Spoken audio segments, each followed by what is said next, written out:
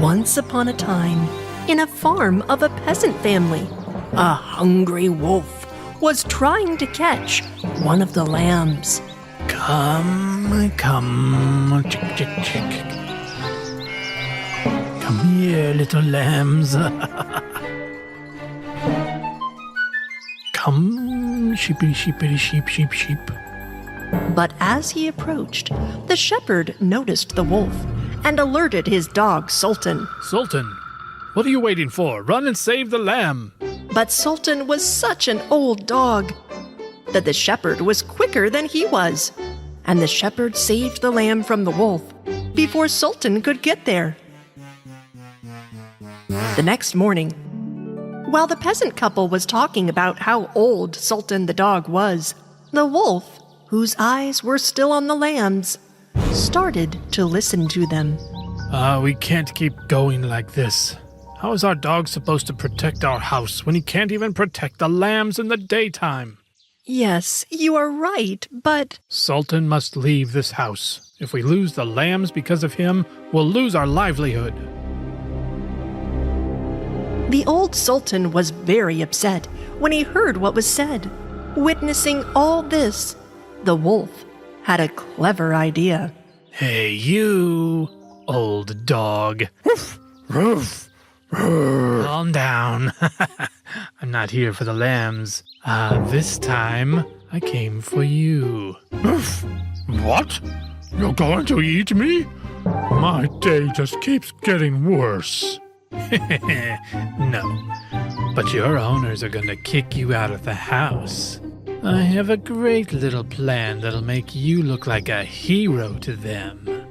The helpless Sultan was curious about the wolf's offer. Tomorrow, when you bring the lambs out to graze, leave them and go out of sight. I'm going to kidnap one of the lambs. Then, what? No way. No, wait. Just wait and listen. So, I'll pretend to kidnap the lamb and secretly bring it back to you. Then, you can take it to your owners and become a hero. What do you think? How can I trust you? In return, you give me a few chickens to fill my stomach, and then we'll be even. Sultan accepted the wolf's offer. In the morning, the peasant family took the lambs out to graze as usual. And after a while, Sultan left. Have you seen Sultan? No, he's got to be around someplace. I'm sick of this lethargic old dog. Not far away, the old Sultan made one of the lambs sneak to a far corner, being away from the flock. The lamb was frightened and looked around in fear. Finally, the cunning wolf suddenly appeared from behind the bush where he was hiding. Come here, little lamb, little lamb. You're mine now. I'm going to eat you. The wolf approached the lamb, but there was something he did not see. As he walked, the ground gave way, and he fell into a deep pit. What's happening? Oh, what is this? Get me out! Get me out of here! Get me out! The old Sultan came to the top of the hole and looked down at the fearful wolf. Howdy, old dog. Can't learn a new trick? You thought I would just trust the word of a wolf? I have always been loyal to my owners. I would neither sacrifice lamb nor chicken for you. Roof, roof, roof. Sultan barked loudly and called his owners. Roof. Oh, Sultan, good job. Well done. By catching the wolf, you saved all our lambs, Sultan. Good boy, good boy. Sultan, how did you do this? Good boy, old dog. Yes, Sultan was a very old dog, but he outsmarted the wolf. The night before, he had dug a deep hole and covered it with leaves to make a trap for the wolf. And from then on, Sultan's family treasured him and even adopted another puppy named Hank to help out with the sheep. So Sultan trained him in all the wise ways that the old dog knew and taught him to be a protector and loyal dog to his family, just as Sultan was. No matter what, always be a loyal dog.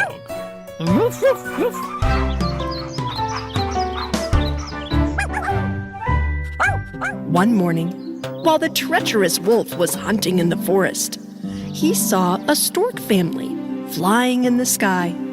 He knew they had built a nest in the hills, and they had eggs in that nest. And that gave him an idea. Ha ha ha! I found what to eat. Stork eggs. But I have to think about how to get to that hill. And cuddled up warm in that nest was a baby duck, sleeping soundly. His stork brother rang the bell to wake him up. Hey, wake up, duck. Quack, quack, quack. The duck woke and jumped up. Huh? What's going on? We're going for a flight. Mama will check the eggs. Don't fall asleep and be eaten by the wolf. Wolf? Yes, 'cause you can't fly high like we do. So, see you later, little flightless duck. Bye-bye. But little did they know the treacherous wolf was already watching them and planning. When the stork siblings flew up into the sky, the baby duck tried to follow, flapping his little wings on the edge of the reeds. He hoped that one day he'd be able to fly. But his practicing was interrupted when he spotted something shining brightly among the reeds. Ooh, what's that? The bright thing he saw was a pair of red shoes. How beautiful they are. I wonder if they will fit on my feet. As soon as the baby duck put on the red shoes, he took off from the ground and flew high in an instant. I'm flying! I'm flying!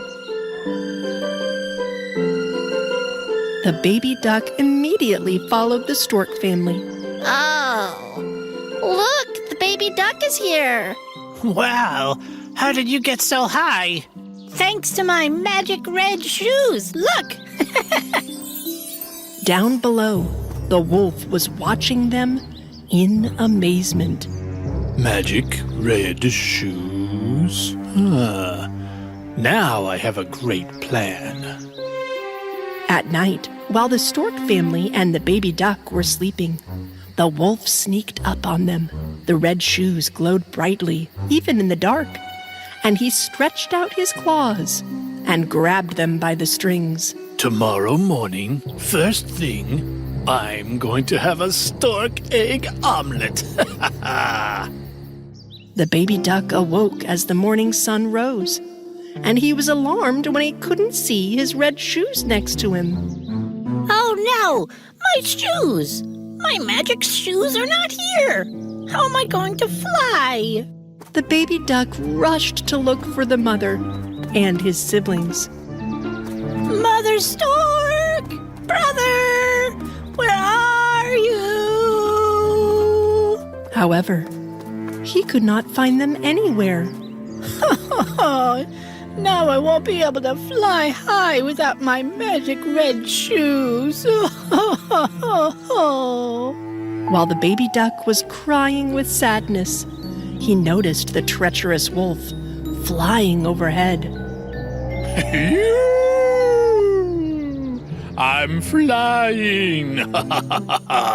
Here I come, stork eggs. It's breakfast time. Oh, my shoes! The wolf stole my red shoes! The baby duck tried very hard to follow the wolf, but it took all the strength his little wings had to take off, and then he would fall back down to the ground. Oh, I have to protect the eggs from the treacherous wolf. Oh, if only I could fly. The wolf landed in the nest with the magic shoes and stepped towards the stork eggs. The baby duck could see him trying to get the eggs, one by one. The stork eggs are in danger! I must stop the wolf! The baby duck mustered up all his courage and flapped his wings as hard as he could. Eggs! I must save the eggs! Finally, the baby duck was in flight, high in the sky for the very first time. I'm flying! Yay! I can fly! Ah! The baby duck landed and sneaked up on the wolf. He grabbed the shoestrings of the magic shoes and quickly pulled them. What? The baby duck? Shoes? Just at that moment, the stork family quickly came to the baby duck and drove the wolf away from the nest with a fury. The treacherous wolf fell into a swamp. Help! The stork family thanked the baby duck for saving the eggs. Now you can fly as high as we do. Yes! Then it's time to fly together as a family, kids. The baby duck was so very happy he could fly, and from that day on, he realized that he should never stop trying and that he didn't need magic shoes. He just needed courage and perseverance. So the baby duck became the only brave duck that could fly with the storks in the sky. Once upon a time, there was a diligent laundryman in a village far, far away. The laundryman had a tiny house and a barn behind his house, where his beloved donkey and horse lived. Oh, what a tiring day yesterday was. Whoa, horsey. If anybody's tired, it's me. Hee-haw! I'm carrying the whole load. Maybe, but I'm carrying the laundryman himself. Hello. Come on, hope you got some rest, 'cause it's time to hit the road. Every morning, the laundryman loaded up the donkey with all the clean laundry that he had washed the day before.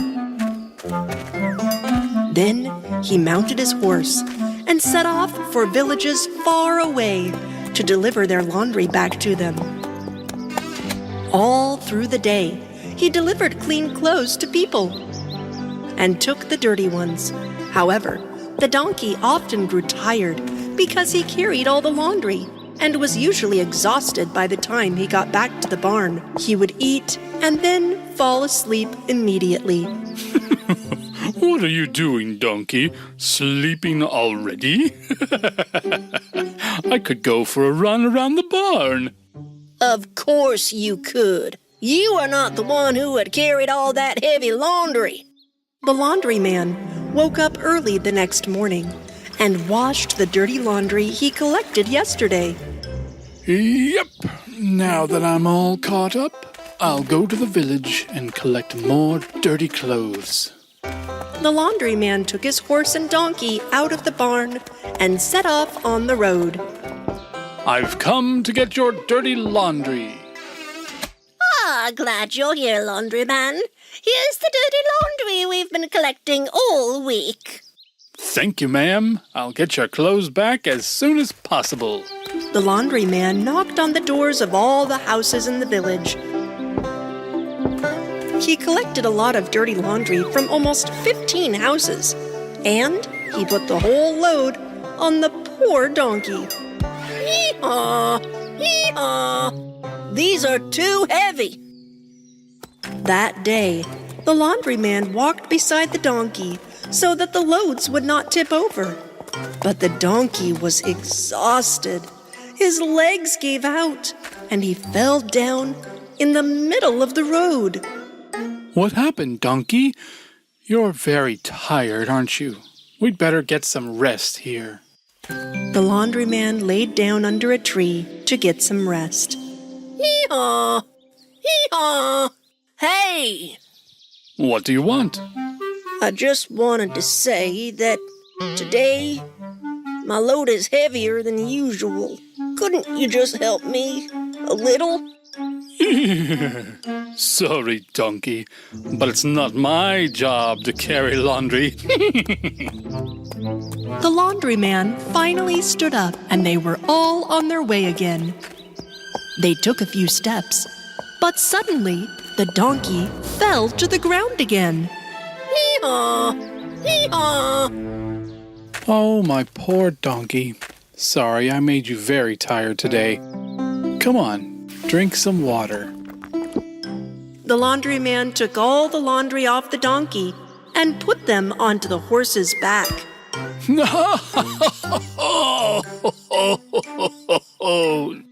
The donkey finally felt better, but this time the horse's load was too much for him. I should have put half the laundry onto the horse's back from the very beginning, so that the donkey wouldn't have been injured. Since the horse did not help the donkey, he had to carry all the laundry on his back all the way to the house. When he got to the barn, he couldn't even eat because he was exhausted. I did something selfish today, my dear friend. I'm sorry. Please forgive me. Now you understand me better. Helping and sharing is important. Hee-haw! Hee-haw! Never forget that, my dear friend. From that day on, whenever the laundryman had a lot of laundry, he took care to share the load between himself, the donkey, and the horse. In this way, they were less tired and had more fun. Once upon a time, when animals still had the ability to speak, a huge buffalo was living on the shepherd's farm. The buffalo was helping the shepherd in the field work, and the shepherd was doing his best to make him happy. One day, the shepherd, who was taking the buffalo to graze, sat under an apple tree to get some rest. At that moment, a hungry, cunning wolf sneaked up and followed them. That buffalo would be a great lunch for me. But I need to get rid of that human. The wolf suddenly appeared before the buffalo and the shepherd. Arr! I have a few questions for you. If you can't answer, the buffalo is mine. The shepherd and the buffalo were very curious about what the cunning wolf would ask. Why does a buffalo serve a human when he has such powerful horns, huh? Well, because I plow the shepherd's field, and he feeds me the best food. Well, how can a shepherd make this huge buffalo serve him? Is that a magic cane in your hand? No, it's not the cane that's magical, it's our wisdom. The wolf did not understand what the shepherd meant. Your wisdom? What's that? That's not an answer. Now I can take this buffalo home if I want. But I'm very curious about this thing called wisdom, too. It's not with me, but if you want, I can show you wisdom on one condition. What's that condition? Until I bring the wisdom, I will tie you to this tree so that the buffalo will be safe while I'm gone. The wolf was so curious about the thing called wisdom that he even agreed to be tied to a tree. While the shepherd was leaving to bring back wisdom, the buffalo was grinning at what would happen to the wolf. Although the wolf could not understand why the buffalo was laughing, he continued to wait for the shepherd for hours. After a while, the shepherd came out with a big box in his hand. He opened the lid of the box, but the wolf saw that the box was empty. Well, wisdom? Where is it? Did you bring it? It's inside, right there in the corner. If you don't see it, let me untie you so you can take a closer look. As soon as the wolf got into the box to see the wisdom, the shepherd closed the lid on him. Help! Help! Wisdom is too precious to fit in a box, dear wolf. Wisdom is in the mind, and you can only find it by searching for it like hidden treasure. I promise I will never underestimate the minds of others again. Now I will be more generous and smarter.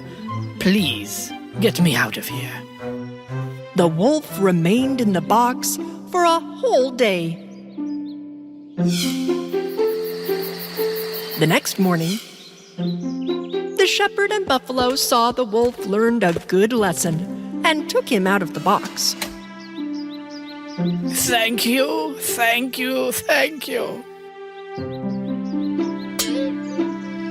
From that day on, the wolf got along better with other animals in the forest and respected everyone's mind, from flying birds to tiny insects. The envious neighbor. Once upon a time, there was an old couple in a small village. They had no children, but they had a beloved and devoted dog named Max. Max, sit down. Give paw. Good boy. Good boy. Here you go. Max loved them too.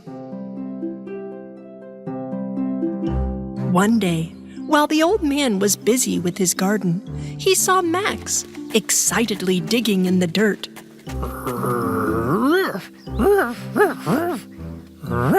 This made the old man very curious, so he started digging in the same spot with his shovel.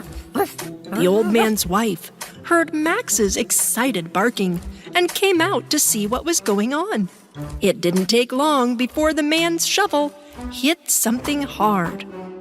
I think you found something, honey. What the old man found was an old chest.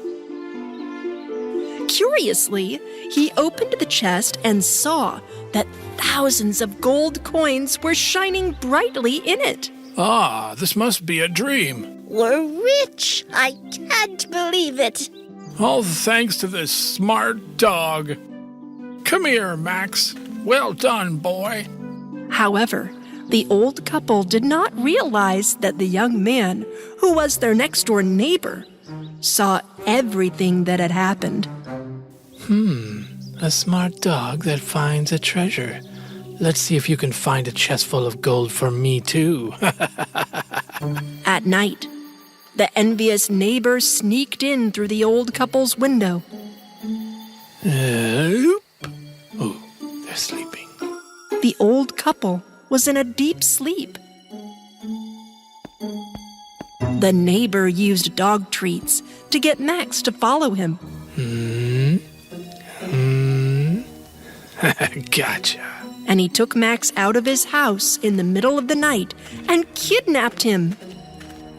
The next day, when the old couple woke up, they could not see Max at home. Max! Come here, boy. Oh, my baby, where are you? As the old couple went out into the garden to look for Max, the envious neighbor saw the agitated couple. Hi, neighbor. Is your dog missing? Yes, neighbor. We looked everywhere, but we can't find Max. Did you see him? Yes. He was running towards the city in the morning after a cat.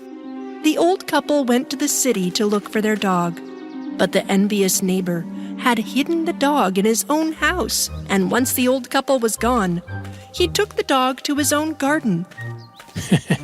Right this way to my garden. Holding tight to the chain so that the dog could not escape. Come on, clever dog. Dig until you find a treasure, otherwise you'll never see your owners again. Max started sniffing sadly. After a while, he stopped and started barking persistently. Aha, right here? Okay. The neighbor thought the dog must have found something, so he started digging right away.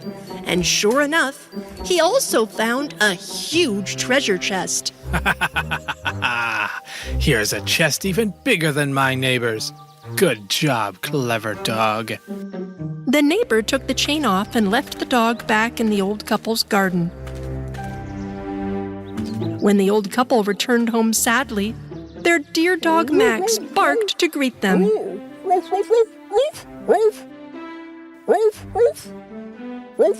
Max? Oh, here you are. We were so worried about you, Max. In the evening of the same day, the envious neighbor came to the old couple's house with great greed. I'm so glad you found your dog. I'm sure you must have been very tired looking for him. How about I take the dog for a walk today so you can rest? How thoughtful of you, neighbor. Max is a very affectionate and friendly friend. Of course you can go with him for a stroll. The envious neighbor called Max. Max took a few steps forward and started talking. This man is bad. I will never go anywhere with him. Seeing the dog talking like a human, the envious neighbor was stunned. What? How can your dog talk? The old couple did not hear Max's voice.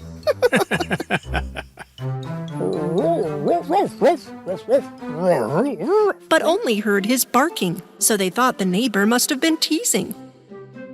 If by talking you mean barking, then yes, he spoke. But all dogs bark. Why are you surprised by this?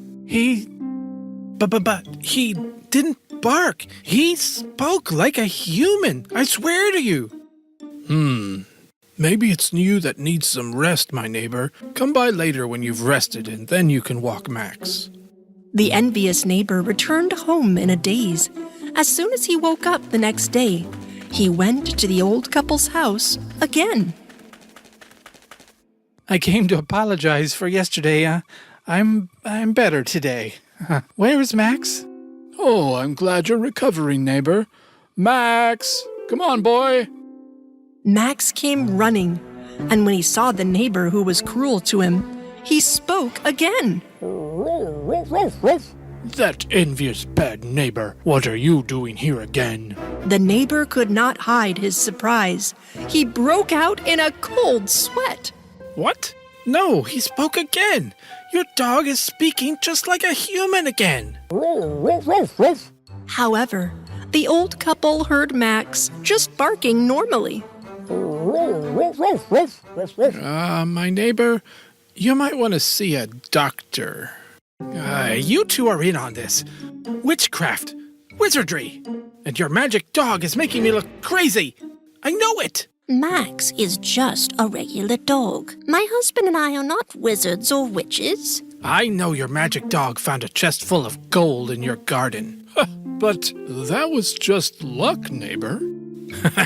I know it wasn't just luck, and I'll prove it. And I'll do it in front of the village elder. So the whole village will see that you're wizards and you'll be banished from here. As the envious neighbor was leaving the house, the old couple thought he was crazy. After a while, the envious neighbor came back to the old couple's house with the village elder and a few people with him. Here are the wizards in our village, see? And this is the magic dog. Dear elder, I think our neighbor is not well. He's talking like he's out of his mind. Sir, this couple has lived in our village a very long time. They are good-hearted. If you have proof that they are wizards, show it. Otherwise, don't waste our time. The envious neighbor beckoned Max to provide evidence to the elder. Tell me something now, magic dog. Tell me something. Well, let me tell you, you are an envious, evil neighbor. See, here's proof for you. A dog that talks like a human. The elder and the villagers looked at each other in astonishment. What are you talking about, neighbor? I'm talking about the dog. He just spoke. He spoke like us. Didn't you hear him? No, I don't think so. Sounds like any other dog. He just barked. But how can that be? What about you guys? Didn't you hear him speak? Villagers also said that the dog just barked. He's a magic dog that finds treasure chests. You must believe me. Dogs smell good and can find many things in the soil, mister. Yes, it was just a coincidence that he found a treasure chest for us. We were digging in our garden. See over there. Oh no, it wasn't a coincidence. So the envious neighbor told everyone how he had kidnapped the dog, had him dig his own garden, and the dog also found a treasure chest for him. What? Did you kidnap Max? The envious neighbor opened the treasure chest that the dog had found in front of everyone, and he saw that it was filled with sand instead of gold. How can this be? This is impossible. This is nothing but theft and slander. You are no longer our neighbor. Leave our village immediately. The envious neighbor bowed his head and left the village in shame. I know you are good people. Don't worry, our village will be a safer place now, especially for your dog, Max. Thank you, dear elder. After all that had happened, Max made everyone love him with joy and excitement. How sweet are you? You Good little for you. dog. Good You boy, little good thing. boy. Good for you. From that day on, the old couple lived a peaceful life with their dear dog, Max. I love you, dear family. What? Did you say something, my wife? No, I thought you said something too.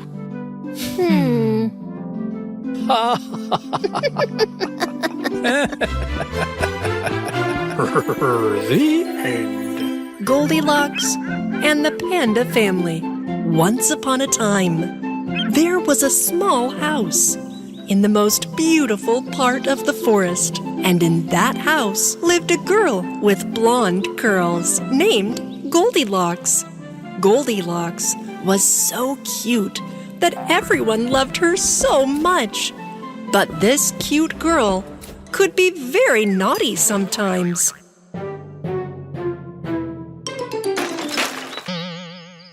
One, two, three. No!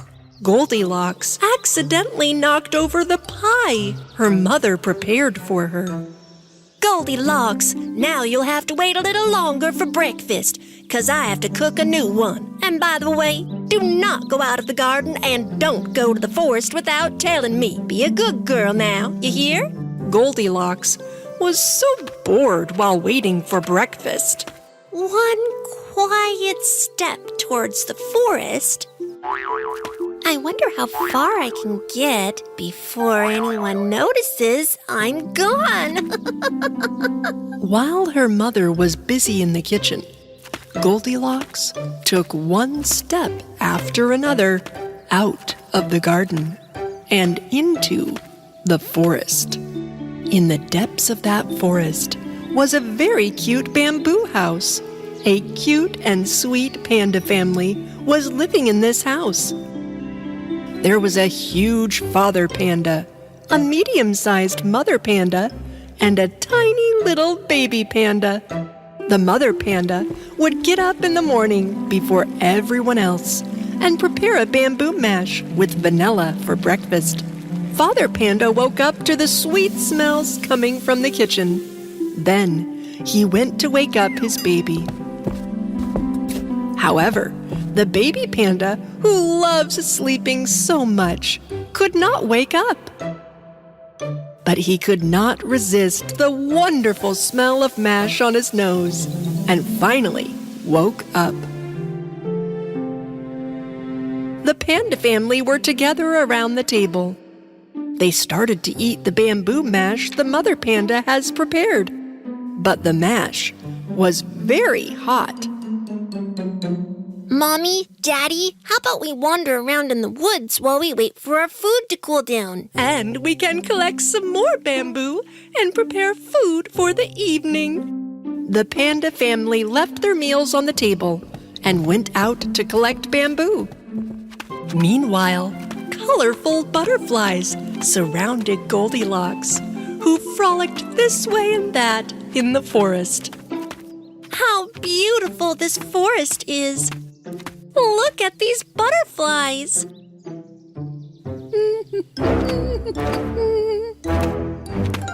Goldilocks continued to go deeper and deeper into the forest while trying to follow one of the butterflies. And finally got lost among the huge trees. As time passed, she was both tired and very hungry. She was almost about to cry. But she suddenly saw a bamboo house a little further ahead. She approached the house with joy and looked through the window. She saw 3 bowls of food inside. She went excitedly to the door and knocked on it 3 times. The door wasn't locked, and it opened when she knocked, and Goldilocks was so hungry. Hey! Is there anyone here?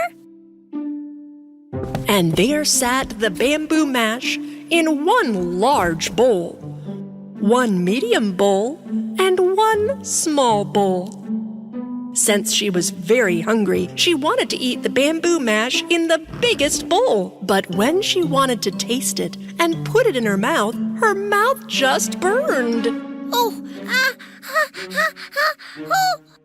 This dish is too hot. So she tasted the mash in the medium bowl. And this dish is too cold. Yuck! Then she took a spoonful of bamboo mash from the small plate.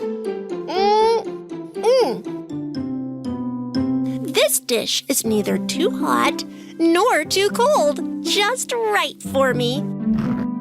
Goldilocks ate all the mash in the smallest bowl.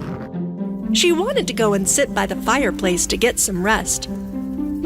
Here, too, she saw 3 different seats. She tried the big wooden seat first.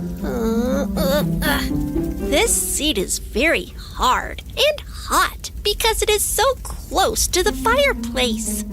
She then sat down in the medium-sized pink seat. This seat is too soft.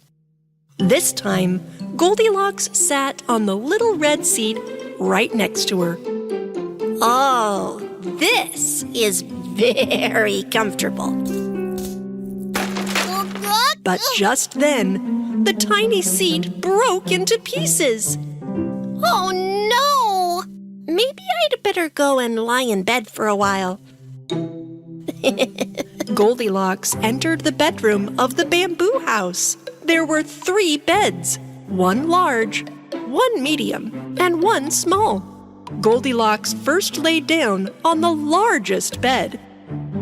This bed is so hard, and the pillow is so huge. So she jumped onto the medium-sized bed, but it was too soft. Then she jumped onto the smallest bed. Oh, this bed is great. Let's sleep well. Goldilocks fell asleep in the smallest bed. The bear family, who did not understand how time passed while collecting bamboo in the forest, finally returned home. As soon as they arrived, everyone wanted to sit and have breakfast. But a surprise was waiting for them at the table. Someone has tasted my bamboo mash. Someone has tasted my bamboo mash, too. Bamboo mash. It's all gone. Oh. The panda family stood up and started looking around. The seats next to the fireplace took their attention. Somebody has sat in my favorite chair. Someone has sat in my seat, too. Somebody sat in my chair too and broke it. The panda family went to the bedroom with curiosity. Someone has slept in my bed and pushed my pillow to the floor. Someone has jumped on my bed. Mom! Daddy! Someone is lying in my bed right now. Mother Panda and Father Panda did indeed see someone sleeping in the bed of their baby. When Father Panda lifted up the cover, Goldilocks woke up immediately. When she saw 3 huge pandas in front of her, she was very scared. Who are you? Why are you sleeping in my bed? Well, I apologize for breaking into your house. I had lost my way in the forest and went in and ate some food. Then I fell asleep. Please don't be angry with me. It's not nice to break into other people's homes, little girl. Besides, your family must be very worried about you. Let's take you home. The panda family knew every road in the forest very well. So, they found Goldilocks' house in no time. Mommy, baby, my dear girl, we've been looking for you everywhere. We've been plumb worried. I promise I will never leave the garden without telling you. Goldilocks' parents thanked the panda family for bringing their baby home.